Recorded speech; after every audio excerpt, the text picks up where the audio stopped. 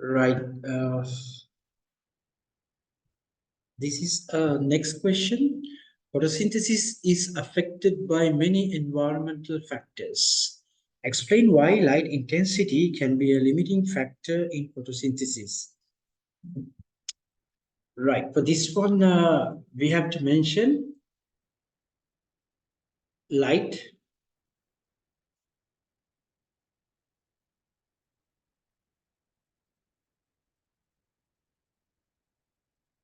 is just color is required for light dependent reaction. Light is required for light dependent reaction. Light dependent reaction produce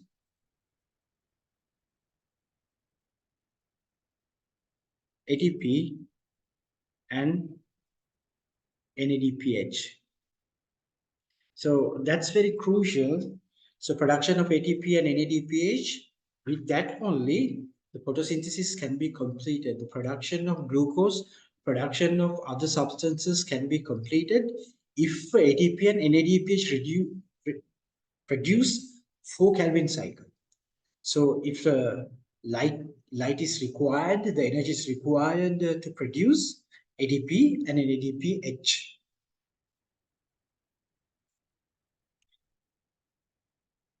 So other limiting factors, temperature, carbon dioxide like things. So in this question, it says the carbon dioxide is a limiting factor because carbon dioxide is important in Kelvin cycle, fixation of carbon dioxide with RUBP and then continue the reaction to produce glucose. So Kelvin cycle in light dependent stage of photosynthesis. Ribulose bisphosphate, it's a triose phosphate and glycerate 3-phosphate are 3 important molecules in Kelvin cycle. So RUBP, so then GP and GALP. So these are the 3 most important things, and 3 carbon, and these also 3 carbon. These are the 3 most important compound in Kelvin cycle. Figure shows how the concentration of GP changes when the concentration of carbon dioxide is reduced from 0.04 atmospheric to 0.08. Complete figure 2 by sketching the lines for RUBP and ATP, triose phosphate, that is GP and GALP, when the concentration of carbon dioxide reduced to 0.008. Now, carbon dioxide is a limiting factor. If the carbon dioxide reduce, what happened to the Kelvin cycle product? So here is the graph. Now you can see the concentration of Kelvin cycle molecules, GP and TP. So triose phosphate, GALP and glycerate 3-phosphate, when carbon dioxide concentration is high, so their level is high because they are the product. So they are produced, and RUBP is the substrate, and then RUBP continuously produce these two. But carbon dioxide concentration decrease, GP decrease. GP decrease means TP also decrease like this. And RUBP, the substrate level increase. So here is a RUBP and here is a TP. So this is the result of this curve.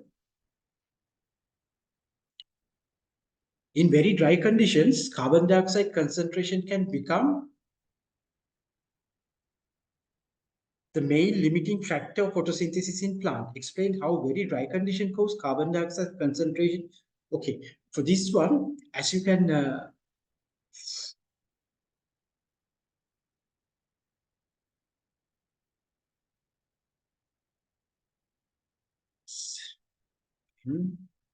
so if you recall your knowledge, previous knowledge, the stomata, the opening of stomata during the daytime is very important because stomata opening, morning is closed and then evening is also closed, but the maximum open during the daytime.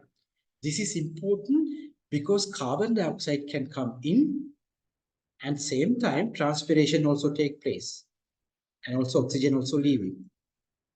But when dry condition, the priority is given not to lose water by transpiration. So then they have to close the stomata.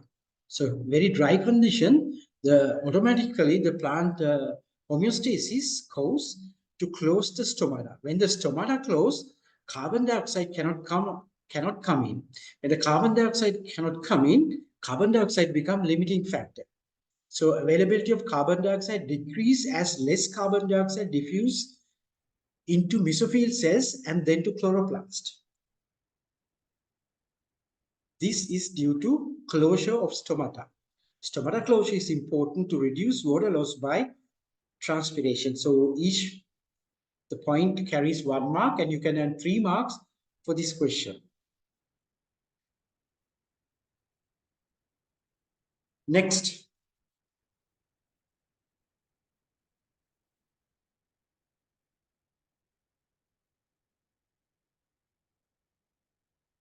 A factor that can limit the rate of photosynthesis is the rate of regeneration of RUBP.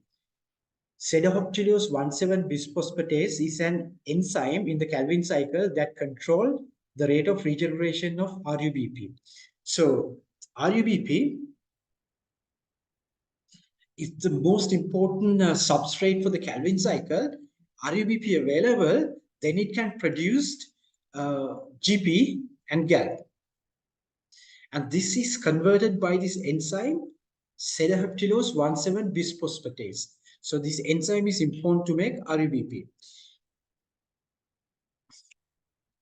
Now, this enzyme is coded by the gene, and in experiment, wheat plants were genetically modified to make more enzymes, this SBPase enzyme, introducing the SBP gene from another grass species. Now, when we genetically introduce this gene, it produces more enzymes. The enzyme is more higher, mean RUBP is more higher. The resulting GM wheat plants were named as SOX4.